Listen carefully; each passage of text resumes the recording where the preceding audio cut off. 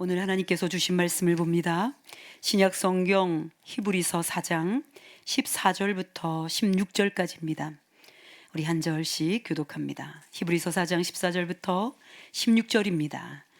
그러므로 우리에게 큰 대제사장이 계시니 승천하시니 곧 하나님의 아들 예수시라. 우리가 믿는 도리를 굳게 잡을지어다. 우리에게 있는 대제사장은 우리의 연약함을 동정하지 못하시리가 아니요 모든 일에 우리와 똑같이 시험을 받으신 이로되 죄는 없으시니라. 16절은 같이 읽겠습니다. 그러므로 우리는 긍휼하심을 받고 때를 따라 돕는 은혜를 얻기 위하여 은혜의 보좌 앞에 담대히 나아갈 것이니라. 아멘. 할렐루야. 사순절 넷째 주일, 여러분 이 아침에 이렇게 하나님을 함께 예배하게 돼서 얼마나 기쁘고 감사한지요. 여러분 서로 이렇게 인사하면 좋겠습니다. 우리는 십자가 사랑을 받았습니다. 우리는 십자가 사랑을 받았습니다. 아멘. 우리는 십자가 사랑을 받았습니다. 우리는 지난주에 십자가 그 사랑 받았는가, 내게 있는가 라고 물으며 하나님의 말씀을 나누었습니다. 우리 그리스도인들에게 그 사랑을 받았느냐고 물으면 yes, 예, 제가 그 사랑을 이미 받았습니다. 이렇게 말해야 합니다. 사랑을 주셨는데, 이미 사랑을 주셨는데, 이미 2000년 전에 약속하여 사랑을 주셨는데 받지 않았다고 말할 수 없는데 받은 걸 모르는 거예요. 여러분 그렇게 사랑받은 줄 알면 그 사람에게는 사랑받은 티가 나거든요. 사랑받은 줄 모르니 티가 안 나요. 여러분 일반 우리 사회에서도 사랑을 많이 받은 사람들은 티가 난다고들 합니다. 맞습니다. 티가 납니다. 여러분 이렇게 축복해 볼까요? 옆 사람에게만 얘기합니다. 사랑을 많이 받은 티가 나는군요. 사랑을 많이 받은 티가 나는군요. 할렐루야. 사랑을 많이 받은 티가 납니다, 여러분. 우리는 모두 하나님께 사랑을 많이 받은 사람들입니다. 그 사랑은 하나님과의 관계에서 이루어지는 것이고 그 관계는 예수 그리스도께서 대신 치르신 십자가 형벌로 우리가 자유롭게 된 사랑입니다. 하나님과 나 사이에 예수님이 연결시켜 주신 거예요. 사랑받은 거다. 사랑 주신 거 알아야 해. 알려주신 거죠.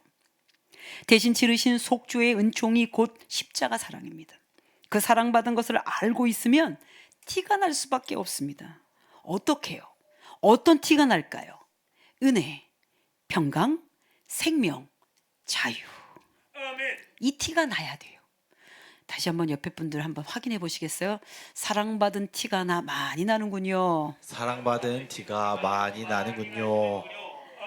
은혜와 평강과 자유와 그리고 생명의 티가 납니다. 요한복음 1장 16절은 말합니다. 우리가 다 그의 충만한 데서 받으니 은혜 위에 은혜로라. 은혜 위에 은혜란 얘기는 은혜로 풍성하다는 뜻입니다. 하나님의 자녀가 누리는 영광, 하나님의 자녀로 사는 축복, 자유, 이 사랑을 이루다 표현할 수 없습니다. 그런데 오늘은 여러분 시야를 좀 좁혀서 기도 응답에 대한 말씀을 함께 접근하려고 합니다. 사순절 기도회를 하는 중인데요. 예수님께서 지신 십자가를 그리고 그 대속의 은총을 여러분 우리가 구체적으로 경험하고 또 되뇌이고 찬송하고 붙들고 사는데 실제 우리 삶의 구체적인 열매로 드러나는 것이 기도응답입니다. 오늘날의 그리스도인들이 기도하며 살고 있고요. 그리고 그 기도에 대한 응답을 듣고 싶어 하기 때문에 떠올려 주신 말씀 중에 하나이죠.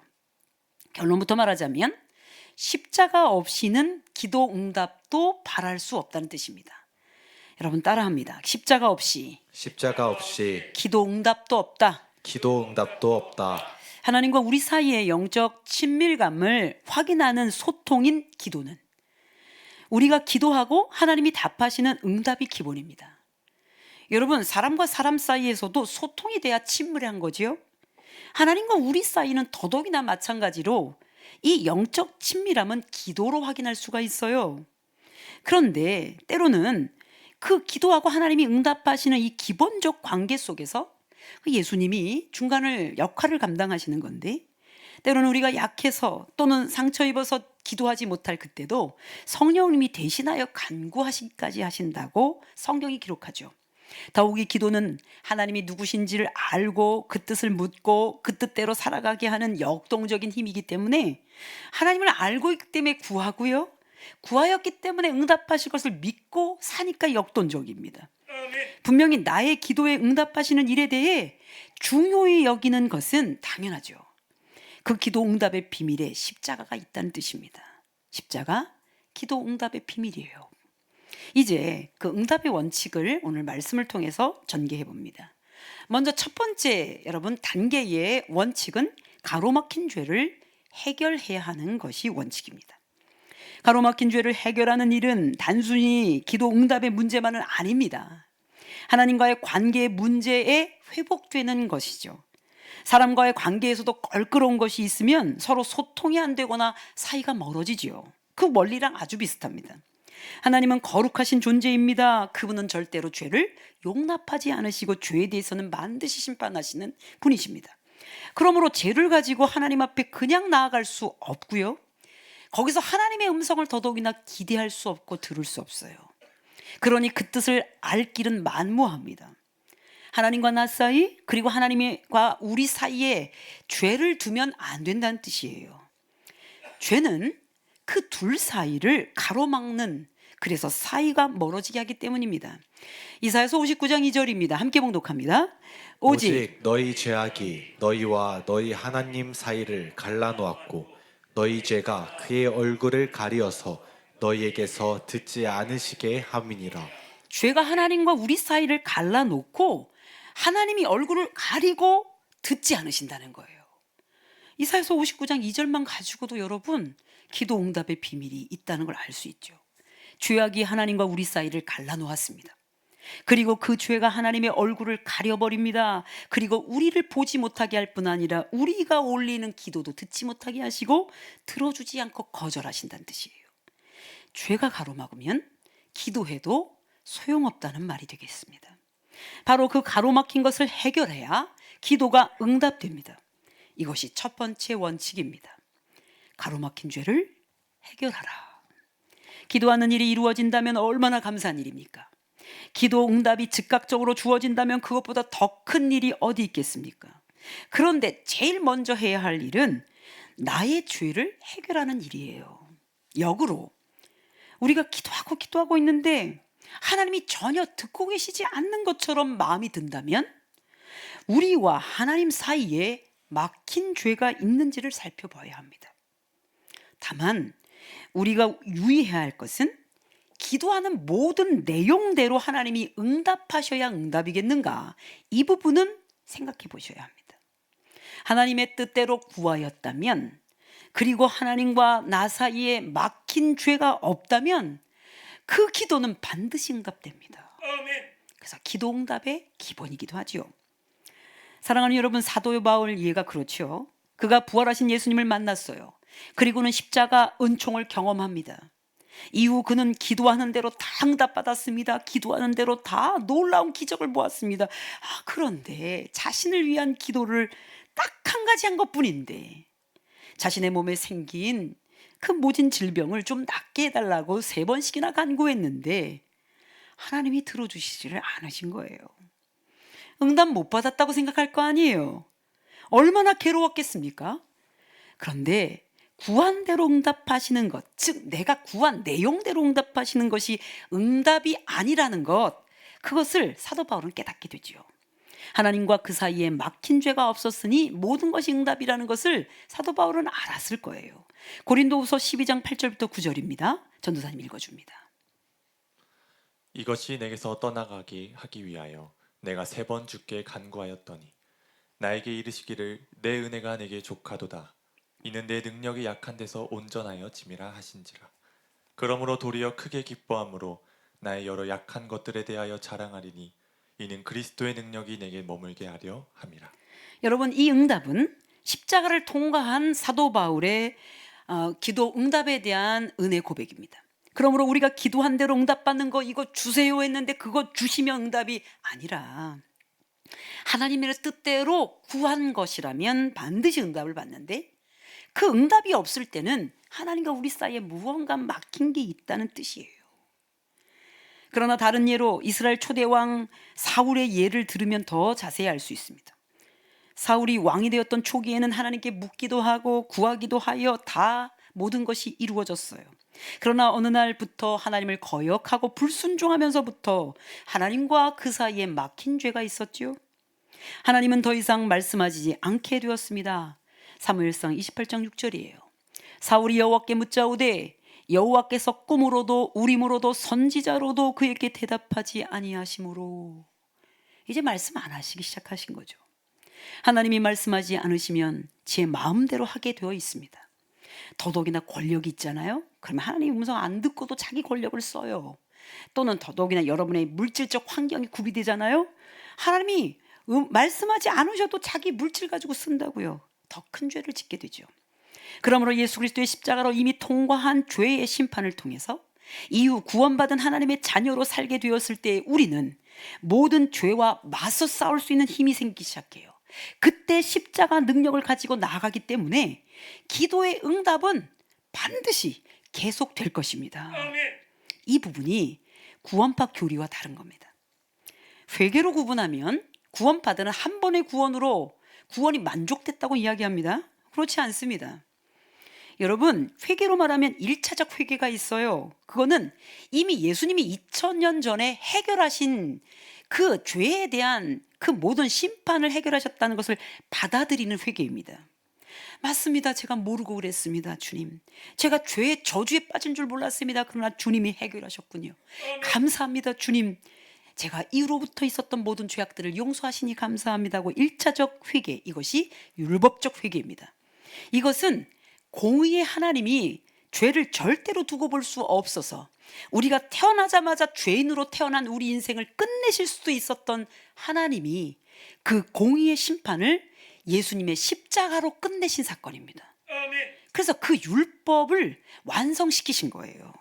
그러니 그 율법적 회개가 1차적 회개고, 그렇게 구원받고 났는데 우리의 일상사에서 성령님의 인도하심으로 야, 이거 죄다, 이거는 죄야, 이 죄라는 걸 가르쳐 주시면서 우리가 그것을 분별하기 시작하면서 죄의 유혹과 죄의 모든 여건들을 분별합니다. 그리고 이겨가고 맞서기도 하고 때로는 실패하기도 해요. 그때 죄의 유혹에 빠졌을 때 좌절할 이유가 있지요.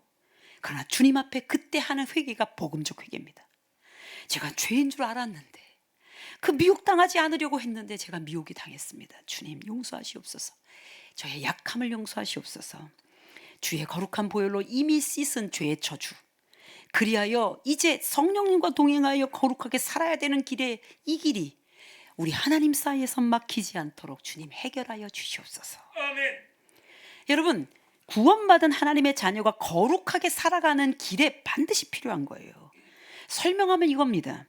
내가 예수 그리스도의 십자가의 은혜로 매일 자신의 죄를 들여다볼 수 있게 됐고, 그 죄를 회개하여 용서함을 받을 수 있다. 이때 십자가가 필요하죠. 그래서 거룩한 그리스도인들의 기도는 자신의 죄를 반드시 들여다볼 수 있게 돼 있어요. 그리고 가슴을 치며 회개하며 더 정결함을 입고 나아가기 위하여 애통해야 합니다. 그때 비로소 하나님이 응답하시는 것을 들을 수 있습니다. 이사야서 10편 66편 18절입니다. 같이 읽겠습니다. 내가 나의 마음에 죄악을 품었더라면 주께서 듣지 아니하시리라. 죄악을 품으면 주님께서 기도를 듣지 않는다는 것을 옛날 선지자들 또는 옛날 여러분 이 하나님의 사람들은 알았던 겁니다. 마음에 품은 죄악이 있는지 살펴야 합니다. 예수 그리스도의 십자가 은총을 받은 사람이 아니면 기도할 수도 없어요. 기도해도 소용이 없습니다. 왜냐하면 모든 종교에 자신들의 신을 부르시는 수많은 여러분 종교인들이 부르는 수많은 종교인들도 기도 열심히 합니다. 각자의 신을 부르고 기도를 열심히 한다고요. 얼마나 많이 치성을 드리는지 몰라요.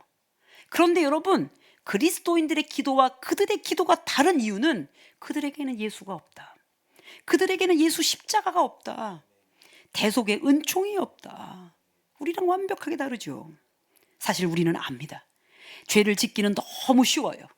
그러나 그 죄를 우리가 해결할 수 없다는 거, 우리에겐 그 능력이 없다는 거 우리는 알고 있습니다.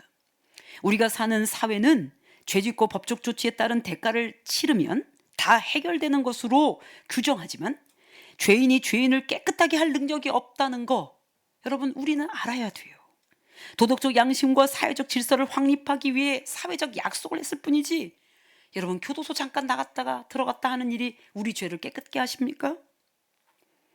또는 여러분 이미 사람이 생명을 달리했는데 여러분 무기징역을 산다 하여 여러분 그의 죄가 자유케 되냐고요. 절대 그럴 수 없어요. 죄인이 죄인을 여러분 어떻게 죄를 해결할 수 없기 때문입니다. 아담 이후 태어난 우리들, 이 백성들은 이미 태어나자마자 죄로 인하여 하나님을 볼 수 없는 존재가 되어 지옥으로 끌려가는 인생이었습니다. 그러나 하나님은 선지자를 통해서 먼저 하나님을 만나도록 구약시대는 은혜를 베푸셨고 이제 2000년 전 예수 그리스도를 이 땅에 보내주심과 동시에 우리는 이제 우리 안에 임한 성령님으로 인하여 이제 여러분 죄를 구분할 수 있게 만들어주셨어요. 아멘. 구분을 할 수 있는데 죄에 대한 이 자유는 우리 스스로 갖기가 너무 어려워요. 그때 성령님을 의지하는 거죠. 그러니 여러분 선지자 시대 때는 하나님 앞에 못 나가요.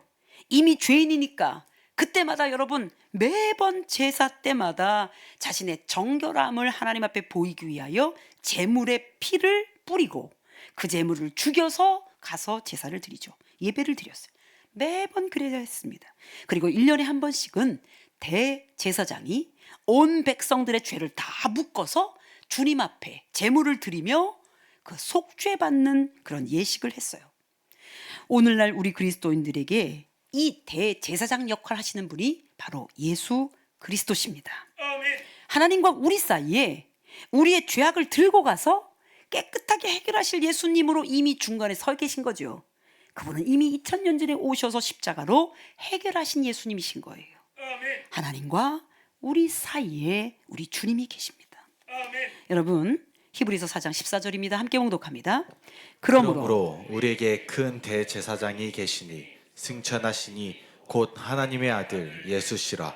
우리가 믿는 도리를 굳게 잡을지어다. 이 예수님이 대제사장이 되시고 자기 스스로가 제물이 돼서 우리를 깨끗하고 정결한 예배자가 되게 하신 겁니다. 히브리서 9장 11절부터 14절입니다. 그리스도께서는 장래 좋은 일의 대제사장으로 오사 손으로 짓지 아니한 것 곧 이 창조에 속하지 아니한 더 크고 온전한 장막으로 말미암아 염소와 송아지의 피로 하지 아니하고 오직 자기의 피로 영원한 속죄를 이루사 단번에 성소에 들어가셨느니라. 염소와 황소의 피와 및 암송아지의 죄를 부정한 자에게 뿌려 그 육체를 정결하게 하여 거룩하게 하거든 하물며 영원하신 성령으로 말미암아 흠없는 자기를 하나님께 드린 그리스도의 피가 어찌 너희 양심을 죽은 행실에서 깨끗하게 하고 살아계신 하나님을 섬기게 하지 못하겠느냐. 예수님이 단번에 자신을 제물로 드려 그의 피로 우리를 깨끗하게 하셨다는 뜻입니다. 하나님과 우리 사이에 중재자가 되신 예수님이신 거예요. 자기 자신을 하나님께 단번에 드리시고 그 피로 우리를 정결하게 하신 거예요. 그게 십자가예요. 그 죄를 해결하지 않은 채 하는 기도, 허공을 치는 공허한 종교인의 메아리입니다. 그러므로 죄를 해결하십시오. 예수께서 지신 십자가 은총으로 죄를 해결하시기를 주님의 이름으로 축복합니다. 그래서 두 번째 단계의 원칙, 예수의 피를 힘 입으셔야 됩니다. 이제 두 번째 원칙은 죄를 해결하기 위해 제가 해결하겠습니다. 아니요. 죄인이 죄를 해결할 수 없어요. 예수 그리스도의 십자가의 은총을 믿고 나가야 되는데 그때 우리가 힘입는 것이 예수 그리스도의 피입니다. 히브리서 10장 19절입니다. 그러므로 형제들아 우리가 예수의 피를 힘입어 성소에 들어갈 담력을 얻었나니 즉 성소에 들어갈 담력이란 거룩한 하나님을 배움는 일이에요. 그리고 그 일을 해낼 수 있는 능력입니다. 하나님께 오라 그러니까 우리가 선택해서 이렇게 예배당에 오면 여러분 그냥 하나님께 나아간 줄 안 거예요. 아니요. 예수의 피를 힘입고 하나님의 보좌 앞에 나가야 돼요. 그 성소에 나가야 합니다. 그 피는 보배로운 피, 그래서 보혈이라고 하죠. 여러분 성경에는 보혈이라고는 번역되어 있지는 않아요. 그래서 주의 보혈 능력이 있도다, 주의 피 믿으오, 우리 찬양하잖아요. 그러나 베드로전서 1장 19절에는 그리스도의 그 존귀한 보배로운 피를 말합니다. 함께 봉독합니다. 오직 흠없고 점없는 어린 양 같은 그리스도의 보배로운 피로 된 것이니라. 그러니 하나님과 우리 사이에 막힌 죄는 죄인인 우리가 스스로 해결할 수 없기 때문에 죄 없으신 흠없는 예수 그리스도께서 지신 십자가 그 피를 힘입고 간다는 뜻입니다. 그러니 사랑하는 여러분, 십자가 없이 어떻게 우리가 주님 앞에 나아가냐고요. 히브리서 9장 12절에서는 오직 자기의 피로, 9장 14절에서는 그리스도의 피가 이렇게 언급되어 있습니다. 그러므로 그 피를 힘입어서 주님 앞에 나가는 겁니다. 그 피를 힘입고 기도하는 거예요. 우리 위에 죄의 심판을 대신 감당하신 예수 그리스도, 그분을 의지하라는 뜻입니다. 그래서 우리는 기도하면서 이렇게 고백해야 합니다. 우리가 예수 그리스도의 피를 힘입고 하나님 앞에 나왔습니다. 여러분이 읽어주세요. 시작. 우리가 예수 그리스도의 피를 힘입고 하나님 앞에 나왔습니다. 그 피를 힘입고 하나님 계신 성소에 들어간다는 뜻입니다. 오늘날 우리에게 적용한다면 예배할 때마다 하나님을 만나는 일이요, 하나님의 음성을 듣는 일이요, 그 친밀함의 경험을 하는 일입니다. 그때 그냥 할 수 없어요. 감정으로 하는 감상적인 게 아니에요. 예수께서 이미 끝내신 십자가의 저주, 그 십자가의 저주를 받으심으로 그 피를 흘림으로 우리에게 생명을 주셨던 그 십자가를 붙들고 나가는 거죠. 그 피를 힘입고 가는 거예요. 히브리서 7장 24절부터 25절입니다. 예수는 영원히 계심으로 그 제사장 직분도 갈리지 아니하느니라. 그러므로 자기를 힘입어 하나님께 나아가는 자들을 온전히 구원하실 수 있느니라. 이는 그가 항상 살아계셔서 그들을 위하여 간구하심이라. 아주 중요한 말씀이에요. 영원히 계신 예수님께서 우리의 대제사장이 되셔서 우리가 예수님을 의지하여 하나님께 나아갈 수 있게 하시고 온전한 구원을 주실 뿐 아니라 우리를 위하여 간구해 주신대요. 그러면 응답받는 거지요. 그러니 여러분, 사순절 기도회를 지금 20일 넘게 해오고 있어요. 기도할 때마다 기억하셔야 해요. 우리를 사랑하신 예수 그리스도께서 그 피로 우리를 깨끗하게 하시고 하나님을 알므로 우리를 하나님 앞으로 데려가셨구나. 하나님 앞에 가서 하나님이 듣게 하셨구나. 그래, 얼마나 감사해요. 우리의 힘으로 갔다면요, 이 무지하고 이 무식하고 이 연약하고 이 죄에 그냥 노출되어 있는 우리가 그냥 간다면 여러분 얼마나 어렵냐고요. 그래서 여러분, CCM에서도 이렇게 돼 있죠. 자격 없는 내 힘이 아닌 오직 예수님의 보혈로. 그러므로 예수의 피를 힘입는다는 것은 이제 더 이상 내 힘으로 내 노력으로 할 수 없음을 인정하고 예수 십자가를 붙들고 나아간다는 뜻입니다. 불완전한 나를 의지할 수 없기 때문입니다. 여러분, 요즘 뇌에 대한 연구가 많이 활발해진 것을 봅니다. 우리 몸은 실질적으로 조종하는 호르몬이 있다는 거는 얘기 많이 들으셨잖아요. 너무 신기하죠? 뇌과학자든지 과학자들은 아주 과학적 설명인 것처럼 말하는데 전 듣다가 막 이게 들으면서 아이고, 하나님도 모르는 사람들, 아이고, 하나님도 모르는 사람들, 안타까운 마음으로 들어요. 믿는 대로 뇌가 반응하는 것 보셨죠? 그때 여러분 참 신기하고 놀랍잖아요. 여러분, 우리도 놀라지만 얘네들은 더 놀라요. 여러분, 우리는 왜 놀라냐면 하나님 살아계시지. 할렐루야. 하나님이 만드셨으니까 그렇지. 심지어 뇌를 속여서라도 믿게 만드는 일, 믿어서 그 일을 해내는 일, 그래서 질병 치유에 그대로 적용하는 효과, 여러분 플라시보 효과라고 들어보셨죠? 여러분 들어보셨는데 이게 진짜 약이 아닌 것을 뒤약하고 이거 먹으면 낫습니다라고 속였더니 나중에 나은 사례, 이런 사례들이 있었잖아요. 그래서 자료를 막 찾아봤죠. 아주 재미있는 이야기를 발견했습니다. 본래 플라시보라고 하는 이 말이 라틴어 성경 안에 있었던 거래요. 라틴어로 성경 안에 있는 그 말로 내가 기쁘게 하리라, 이런 뜻을 갖고 있고, 원학은 플라세데라고 하는 것의 미래형 동사형인 거예요. 그래서 어떻게 해요? 내가 기쁘게 할 것이다, 이런 뜻을 갖고 있대요. 이게 어디서부터 나오게 됐냐면 중세시대 14세기 무렵에 있었대요. 카톨릭 장례식장에 망자가 있으면 거기에 죽는 사람이 있게 되면 사람들이 조문객이 와서 울기도 하고 찬양을 해줘야 되잖아요. 우리나라도 아이고 아이고 대신 울어주는 그런 사람들이 있는 걸로 제가 아는데, 그때 이 사제가 읽는 게 뭐냐면 시편 116편 9절이래요. 산자들의 땅에서 주를 기쁘게 하라. 그런데 라틴어 성경에 어떻게 됐냐면 플라시보 도미노 인 레지오네 비모름. 여러분도 모르고 나도 모르고 그냥 읽는 거예요. 플라시보 도미노 인 레지오네 비모름. 여러분, 여기서 플라시보가 나오는 거예요.